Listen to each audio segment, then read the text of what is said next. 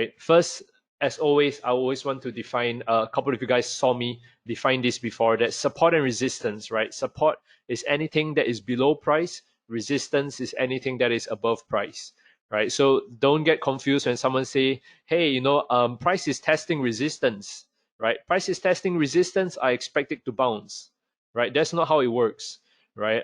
Just so that we're familiar, right? When we're talking about support, this is below price. We're expecting price to come down and bounce. Okay, this is what I mean by support, right? And if you're talking about resistance, you talk about price react. You don't bounce off. You don't bounce off your roof, right? You have a roof above your head. You don't bounce off it, right? There's resistance above you, but when there's support below you, you look to bounce. Remember, resistance is above price, support is below price. So let's not confuse any of that as we go on in our webinar. Okay, now let's touch on one of my favorite topics, which is horizontal versus diagonal. All right, horizontal versus diagonal. I'm just really curious here. So just to familiarize everyone with to know how to use the chat, the question function in GoToWebinar. Right, there are places where you can respond and you can type a message. Right, can you guys give me an indication? Does anyone use diagonal support and resistance over here, or does anyone use channel support and resistance? If you can put it, if you can type it out saying what kind of support and resistance you use, right? It will really help me to understand, and maybe I can even cover some of it in our topics later. Okay. So we got Larry saying that he used horizontal. Noel saying that use it for trend. Sam says that use it for both. Noel used diagonal. Okay. All right. So you got some people use it for trend. Some people use diagonal. Some people use horizontals. All right. We actually have quite a large number of you guys who use horizontal instead of diagonal. All right. And I'll share with you my perspective on it. Okay. Now let me just pull up my chart over here. So the thing with diagonal, right? The thing with diagonal, or rather the problem with diagonal support and resistance is that one thing we have to establish, right? The price of Forex pairs, right? The price of Forex pairs is not the same as the price of stocks, right? I'm not, it's not the same as the price. There's no centralized, kind of exchange for Forex, right? Meaning, what happens is that the prices can differ bit by bit, right? And this is something you guys see everywhere, right? A price on broker A might be slightly different from the price with broker B, right? That's just how it works, right? Because everyone takes it from different liquidity providers, right? So now, why is that a problem, right? That is a problem because when it comes to trading, right? When it comes to trading, how do you know when at this certain price over here? How do you know if price is when price is coming down to it? How do you know if price is going to bounce up, or how do you know if price is going to drop? At any point of time, the decision is made if there is more buyers. If there are more buyers, it will go up. If there are more sellers, it will go down. Correct? Right. So we established this very simple rule. More buyers lead to price going up, more sellers lead to price going down. So when it comes to any analysis, right, if you take a step back and really think about it, the whole point of analysis is to find a point and to know whether at any point of time there'll be more buyers or more sellers at a point, right? If we realize that there are going to be 90%, there's a 90% chance there'll be more buyers, right? We will definitely go long, we buy, right? And if it's the other way around, we would sell. Okay, so this is okay. So the more confidence we have, the better. The more people who all can agree that this level is a strong level to buy from, even better, right? So So back to my question, why is diagonal support and resistance and the concept of trend lines or diagonal trend lines, why is it important? It is because when it comes to drawing diagonal, just let me pick up my, when it comes to drawing diagonal lines, right, it is very subjective. Okay, what do I mean by that? Okay, so for example, if I am drawing a diagonal trend line, here's my starting point. This is my second point, right? Okay, this is my second point, and I'm coming all the way to here. All right, so this is my first line. Okay, my first diagonal level, right? Now, if price was to, at this point, we would probably think that price was, making a breakout, right? Price was making a breakout, right? But if our assuming that instead of my price being here, my price might be over here, right? Maybe for this broker, it is just slightly a little bit higher, maybe just a couple of pips higher, right? My trend line will be from here, and if I take this point, where does it end? Right? It's a much big difference, right? And some people take this trend line. Sorry, I just need to draw it again. Some people take this trend line, right? I'm just going to draw it from here, and they don't take the wicks, right? They take maybe the close, right? And they take over there, and it comes all the way down to here. So you notice that a small little change in price leads you to drastically different results for trend lines, right? So, different brokers, different price feed. Some might be a little bit higher, some might be a little bit lower. And depending on it, in this case, in the first case down here, you will have played a breakout. In the second case, it would think that, there's indecision and you wait for price to reverse. In the last case, you will still be waiting. You still be waiting for price to even reach there, right? So that's the thing about diagonal. That's the thing about diagonal trend lines, is that it is very subjective, right? And a small little change in price leads you to a big difference. So what is diagonal levels good for, right? Are they good for anything, right? Personally, I think diagonal trend lines are good for to help you determine direction. Also, is very good if you can combine both. The only diagonal kind of level I use is what I call a channel, right? So this is an example of a channel, right? These are diagonal levels. You can see it's a diagonal level. I'll pick two levels here, but I will superimpose it up here, right? And then I can see, okay, right? I have one, okay, maybe 1, 2, 3, 4, right? And that gives me more confidence in the trend line that I'm drawing, right? Because you don't only have one or two, but you have 1, 2, 3, 4 levels lining up very nicely. Okay, so I would mainly use this not as an entry, right? I won't use it just as an entry, but I use it for more for direction, right? What I mean by that is this little analysis we did on Frankie Yen previously, right? We are calling the bounce up over here, right? And you can see that when I'm using a trend line, right, I just draw multiple trend lines. I have one trend line that goes from the top. It catches sorry, I just need to select the magnet mode. It catches a couple of the tops over here, right? And it comes all the way down to here. I have another trend line over here, which just catches a couple of the tops too, and it comes all the way down to here, right?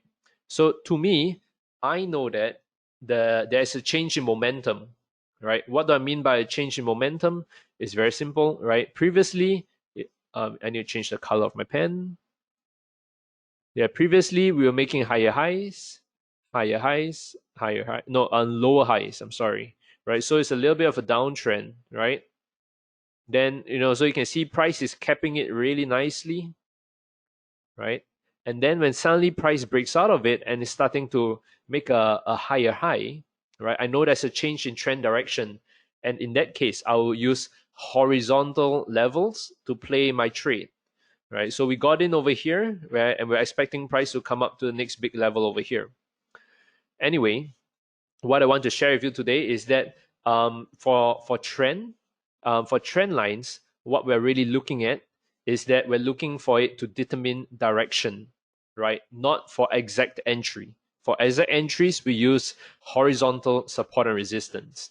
Okay, so I hope that helps you understand a little bit about the difference between horizontal and diagonal. You use diagonal mainly for trend, right? To determine momentum, right? And horizontal, which I'm going to teach you now, will help you find out where the good place to place your entry, right? So we got a question from Vasi asking, how can we identify where are more buyers or sellers, right? So this goes into the psychology of trading and is what we're going to cover next, okay? So this chart over here, look at it very carefully. Who can tell me, is this a good or bad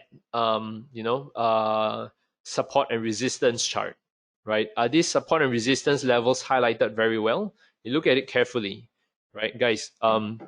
Please participate and just share your answers. Tell me whether you think this is a good chart or a bad chart.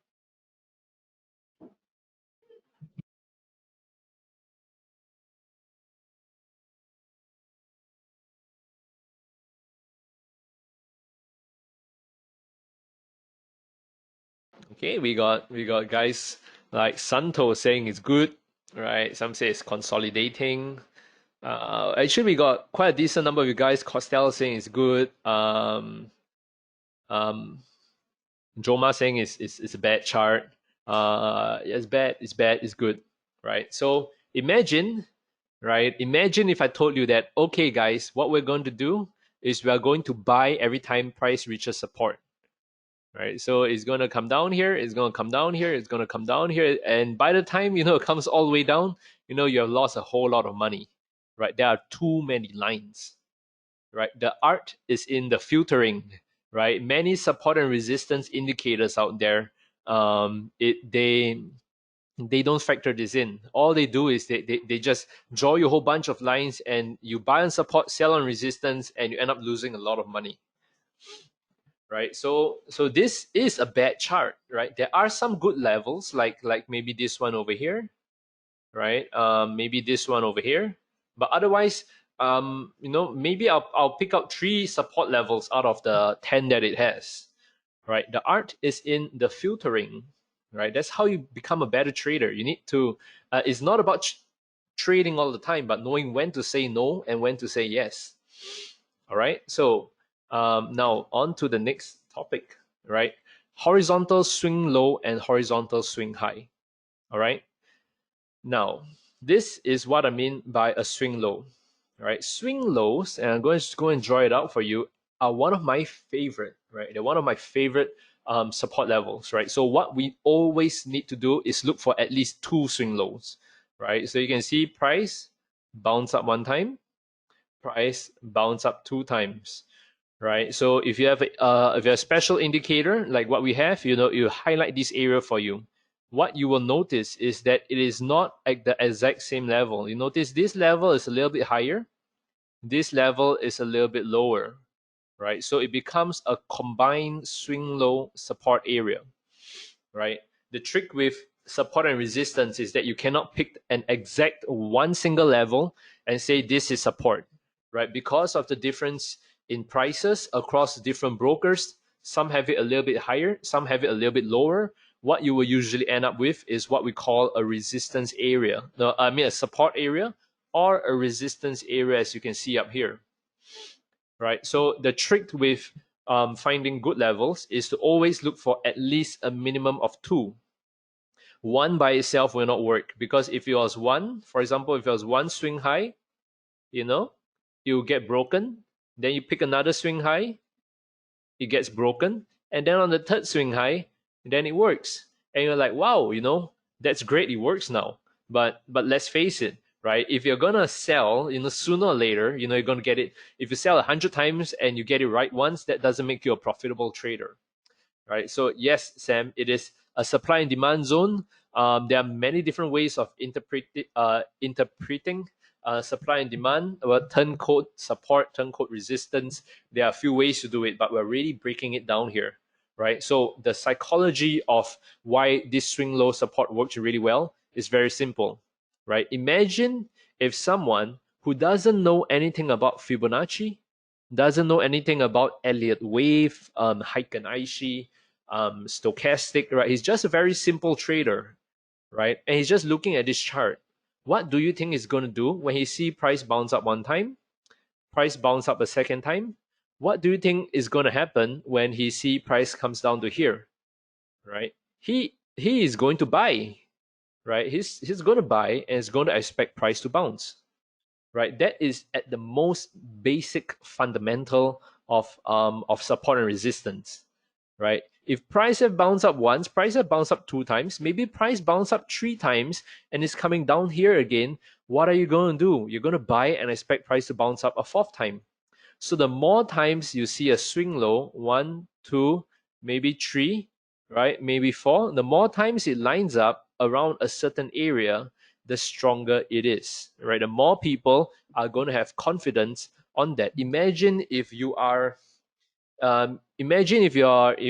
stepping on on the floor, and this very thin floor, right? And if the floor only has one plank of wood below you, right, and it's a very thin plank of wood, maybe you'll be a little bit nervous, right? Maybe if you're standing on top of it, you think that it might break, right? But if you put maybe two planks of wood, it starts to become a lot sturdier, right? Maybe you put one plank, you put two planks, you put three planks below it, it becomes much stronger, right? And more people get confidence, build up their confidence, right? And at this point, when it comes down again, what you can expect is that there will be more buyers than sellers, right? In a world of pure technical analysis, that is how it will work, right? Of course, when we add in news and stuff, it gets a little bit messy, right? But in a world of pure technical analysis, assuming there's no big news event around that time, more buyers will be coming in here than sellers.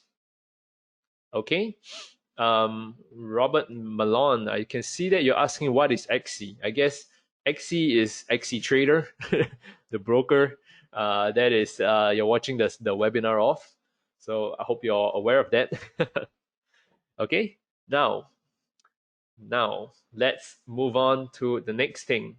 Pullback, support and resistance.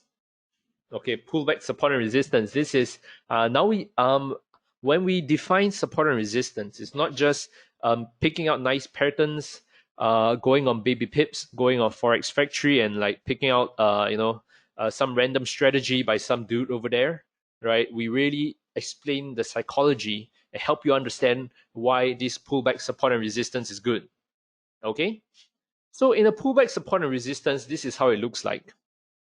Okay, you have a very okay. You can ignore the little Fibonacci, right? This is when we can improve our trading through Fibonacci. Now you have a big resistance over here. Imagine, right? There's this really nice resistance, right? You must follow me on the story over here. Okay, really nice big resistance. Price plummeted. Okay, price dropped by so much, all the way down. Okay, so there is a very nice big resistance level over here. Okay, so now price starts to climb up. It starts to climb up. Okay, it starts to climb up bit by bit, and when it's reaching over here, okay, guys, participate with me over here. When price is reaching this level over here, what would a normal trader do? Assuming you do not know what has happened, all this thing has happened, assuming you do not know what has happened here previously, what do you think is going to happen when price reaches over here? Can you tell me who's going to sell, who's going to buy?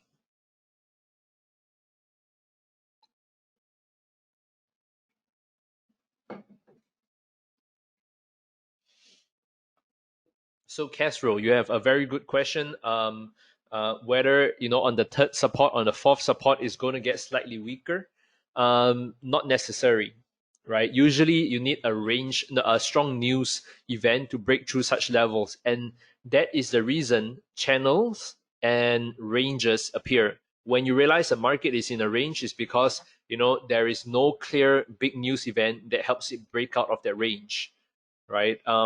Just really touching on a quick question that Castro had, right? Before we touch on this thing, right? Imagine, price is bouncing up, bouncing up, bouncing up, right? And it's going up and down. Now, why is by itself, why is price unable to break down here? The more times it bounces doesn't mean the weaker it gets. There is some truth to that, but at the same time, that is why sometimes you hear people saying the market is in a range, right? It's going up and down. It's because there is no clear, this happens a lot in periods of low volatility, low news events, because right in if we just trade purely on support and resistance, we don't trade any news events, right? Then price would, it will be so easy. We buy here, we sell here, buy here, sell here.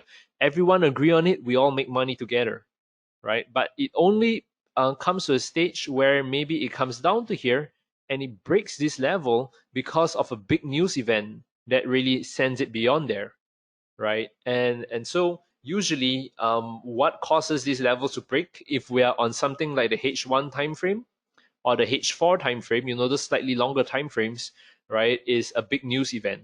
So please, please take note of that, right? So when it reaches here, most people would sell, right? That is the truth, because and I can see a lot of you guys say that you will sell, look for a reversal. Some people look to buy. Um, Oh yeah, Excel says that he's the one looking to buy. But yes, the average trader, right? Not you guys. You guys are the smart guys, right? The average traders are gonna look to sell, right? Because they play based on support and resistance. It's okay to sell, honestly. It's okay to sell when there's big resistance, as long as you have proper risk management. And here's the thing we know about traders from an institutional perspective. They have the worst risk management in the world. All right, because this is what happens, right? So when they sell over here, right, maybe they expect price to, they start selling, right? You got a bunch of people who are selling over here, and suddenly price breaks up, right? And it starts to go up, and it starts to go up. And what are these people doing? They're holding onto their selling positions, right? It's going up and it's going up, and they are having a roller coaster, right? Right? They're having the time of their life, right? They're like, oh my goodness, this is terrible. This is terrible. Good Lord, save me, right? I can't sleep at night anymore because, I mean, floating so much losses, right? And it goes up, and they're holding on to their positions. They're praying to every and I don't know what else they're praying to, but they're praying for price to come down, right? And you can see that, right? This was the level where they sold from. What do you think happens? Okay, now participate with me, guys. What do you think happens when price reaches this level?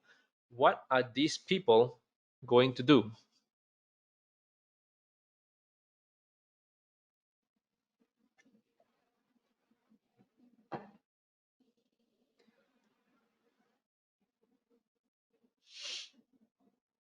All right, I can see many of you guys rotate between buying and closing their trade. Both are correct, right? Because when you close out your trade, basically they say that, my goodness, that was a terrible roller coaster ride. I'm going to close my trade. I'm finally at break even, right? Trading is terrible for me. I'm not going to trade ever again. They close their trade, right? What happens is that to close a sell order, they need to buy, right? They need to buy to close off their sell order. And when they buy, what happens is that you know a lot of buyers come into the market, and it pushes price up.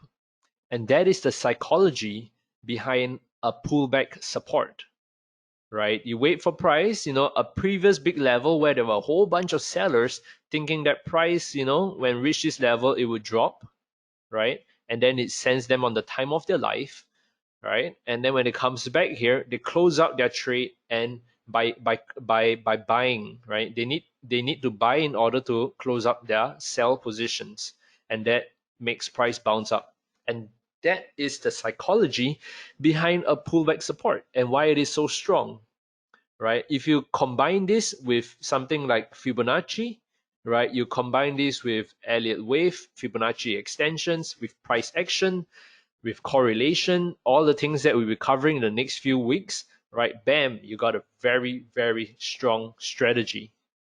Okay, so there's the psychology behind a pullback support. Now let's go on to overlap support.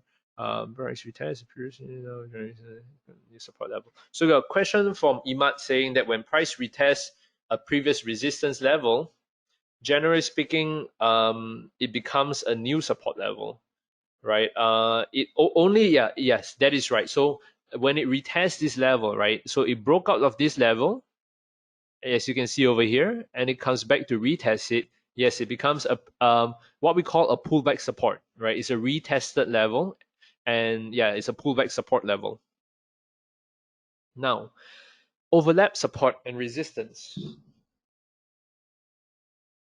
Overlap support and resistance, one of the most powerful one of the most powerful support and resistance levels. All right, we're coming to here right now, and let me explain the psychology to it to you again. All right, so this is how an overlap. Let me see, where are we? I'm going to pick my pen, right? So price comes up to here, bam, it drops down, right? Big resistance level, guys, big resistance level, right? Price goes on, people are waiting for this level. Price comes up to here, right? What do we expect is going to happen, right? You and I both know people are going to sell. They sell expecting prices to go down, but it just breaks out of there, right? So when it breaks out of there, it becomes a pullback support, remember? So the what usually happens and what you will notice is that there is the quick pullback and the slow pullback, right? So the quick pullback usually happens really fast. It dips down really fast, and you notice that those people, who were holding on to their positions here, they realize that this didn't work out really well. They expect it to drop. It went up and it didn't work out. They close out their trade really fast at break even, right? So when they close out their trade, it pushes price up, right? It pushes price up. But we already can see that price has worked out. Yes, the sellers and the buyers have all agreed on this level, that this is an overlap support. The moment it bounces up, it becomes an overlap support, right? So this is the quick pullback. You will tend to notice this a lot, right? When the moment it breaks out, within a couple of bars, it comes down and it bounces up real fast, right? This is the chance for people to get out of the smart people with good risk management. They know that they were playing a drop, but if it didn't work out, those of you guys who went through our idea invalidation tutorial for trade management, you will know what this is. This is idea invalidating, getting out of the trade, admitting you're wrong, and just saving your position, right? Now, what is the overlap support, right? The overlap support is when there is people who agree with it below the trade and above, right? It's an overlap. The next time price comes down to here, right? This is where people are going to buy from, and it pushes price up again. First, it'll be the poor, the poor suckers who didn't manage to get out of the trade. They continued holding on and just went on for the time of their life before it come down, and then they close out their trade, and it bounces up again, right? So it's all psychology, right? And then there's the other bunch of people. Why it is stronger is because the other bunch of people see that there's a bounce which they miss, and they're waiting for price to come down again to bounce, to touch it, and then to play a bounce.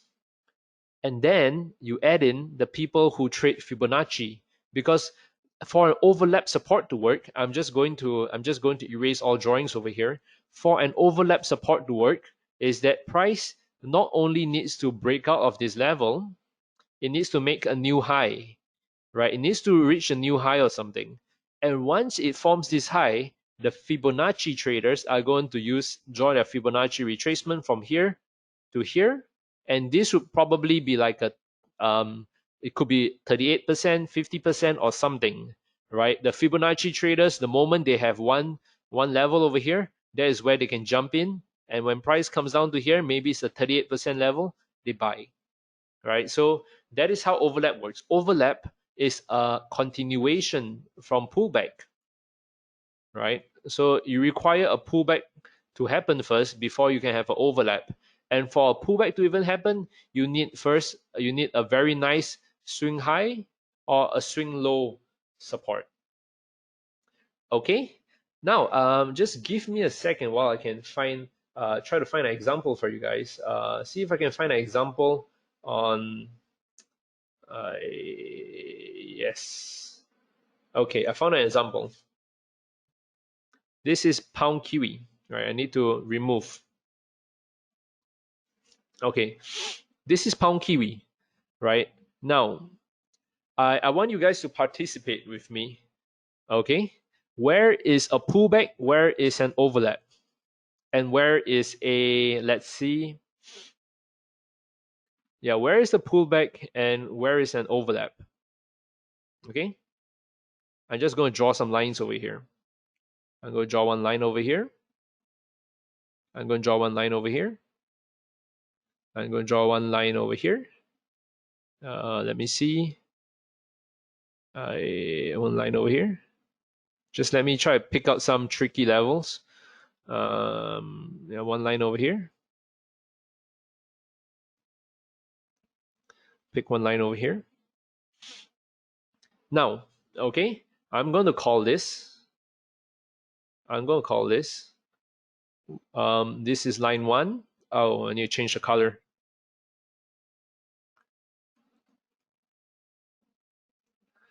Okay, this is line 1. This is line 2. This is line 3. This is line 4. Okay, now what I want you guys to do is to tell me which one is an overlap, which one is a pullback, and which one is a swing high or a swing low level, right? You can answer it in the form of 1, 2, 3 or 3, 2, 1. All right, participate with me over here. Okay, just type it out, in the sequence of overlap, pullback, and swing high or swing low.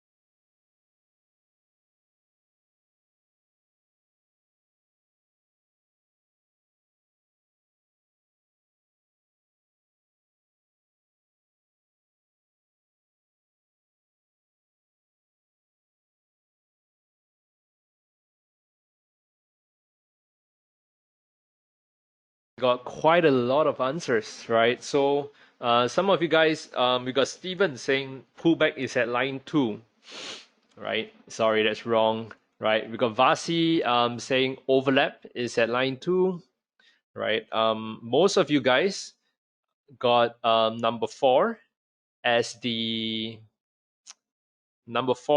swing low. That is correct. So most of you guys got that. Number 4 is the swing low, right? So you can see price bounce up once, bounce up 2 times, right? At a very nice level, at least 2 times. This, my friends, is the swing low. Okay. Now, I can see that a couple of you said number 2 is a pullback. Number 2 is not a pullback, guys. Why number 2 is not a pullback is because, remember, this is 1 time, this is 2 times, right? So it's actually a very nice resistance level. Price has finally broken out of this level.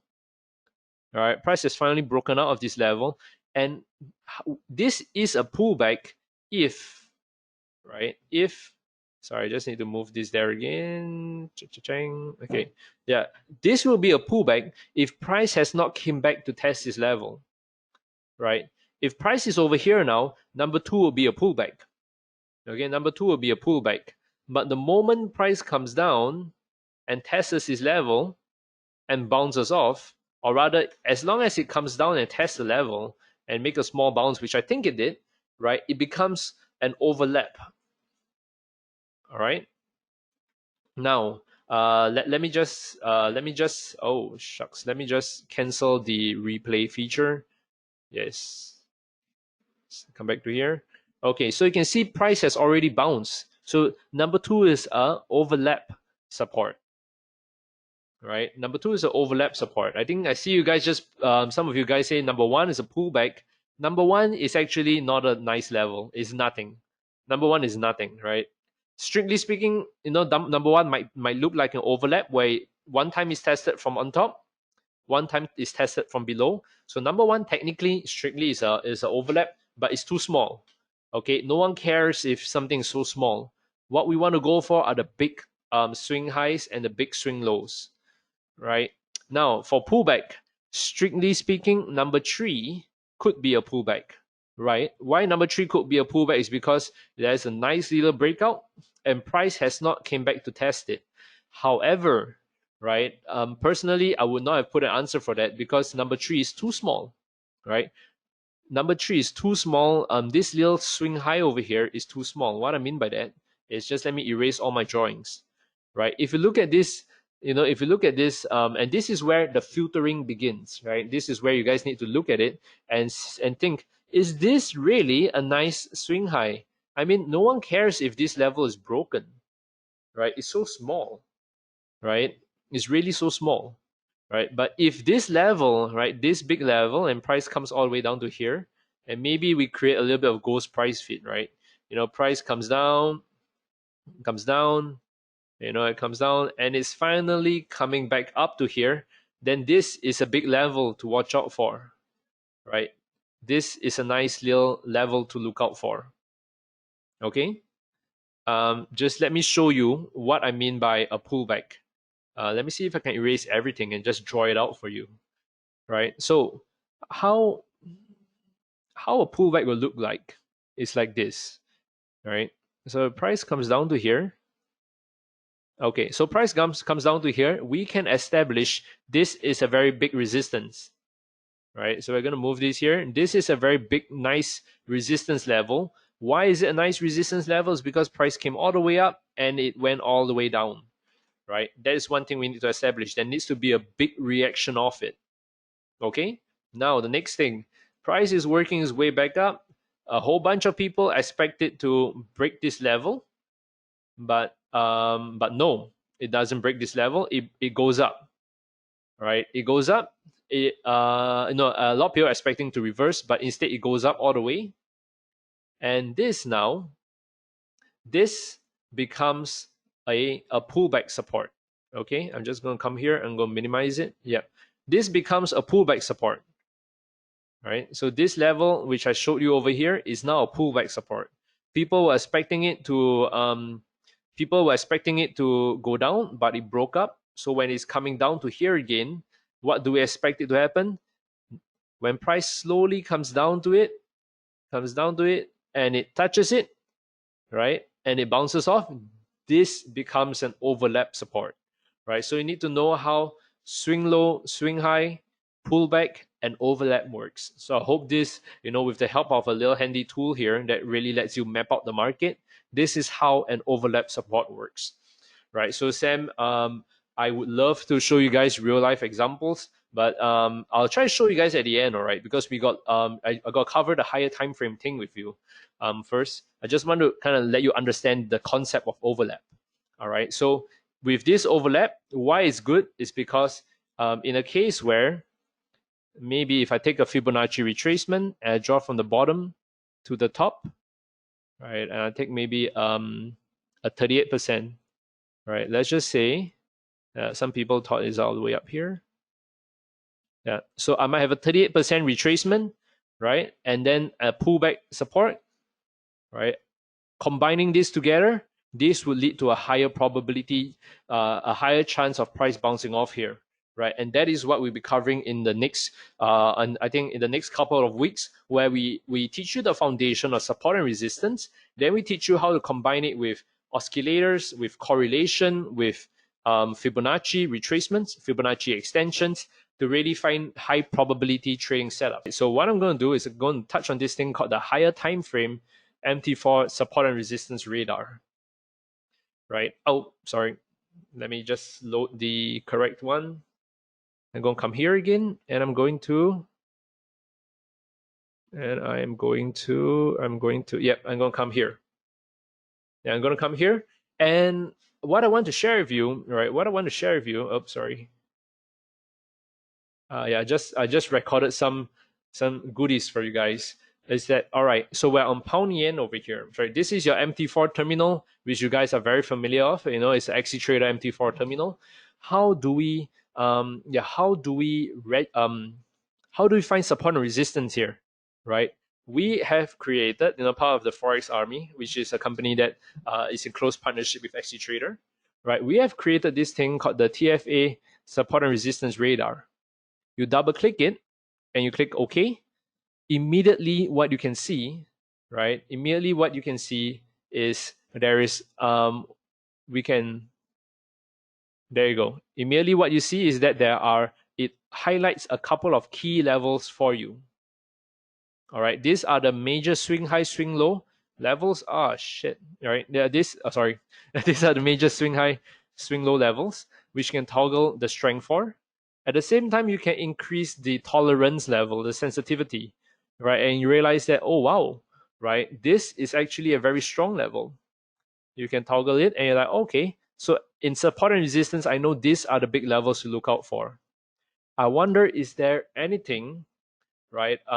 Is there anything to take note of, right? So maybe if you're zoomed in over here, right, and you say, I wonder, is there anything on the higher time frame, on the H4 time frame, right? You can click on this, right? Click on this, and you see if there's anything. Then you zoom out a bit, right? Okay, it seems like, you know,